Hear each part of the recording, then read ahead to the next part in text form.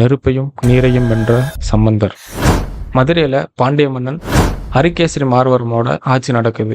அப்ப சமண சமயம் மேலோங்கிய காலம். அந்த வேளையில திருஞான சம்பந்தர் சைவ சமயத்தை பரப்புறதுக்காக மதுரைக்கு வர்றாரு. பாண்டிய மன்னன் தலைமையில சமணர்களுக்கும் சம்பந்தருக்கும் அனல்வாதம் புனல்வாதம்னு 2 வாதங்களை நடத்தி அதுல யார் வெற்றி பெறாங்களோ அந்த மதத்தை மன்னர் பின்பற்றுவதா முன்மொழியிறாங்க. முதல்ல அனல்வாதம் நடக்குது. சைவ சமயத்தோட கருத்துக்களையும் சமண சமயத்தோட கருத்துக்களையும் எழுதிய ஏட்டை நெருப்புல போட்டு யாரோட ஏடு எரியாம இருக்கோ அவங்களோட சமயம் உண்மைன்னு முன்மொழியப்படுது. இந்த நேரத்துல சம்பந்தர் திருநள்ளாற்றை போற்றி போக மறந்த புன்மலையான்ற திருப்பதியத்தை பாடி ஏட்டை நெருப்புல போடுறாரு. சமணர்களோட ஏடு எரிய சம்பந்தரோட ஏடு மட்டும் எரியாம பச்சை பசேல்னு இருக்கு. இதனால இதுக்கு பச்சை பதிகம்னு பேர் வந்துச்சு. அடுத்ததா புனல்வாதம். அதே மாதிரி தங்கள் சமய கருத்தை எழுதிய ஏட்டை ஆற்றுல போட்டு யாரோட ஏடு மூழ்காம இருக்கோ அவங்களோட சமயம் உண்மைன்னு முன்மொழியப்பட்டுச்சு.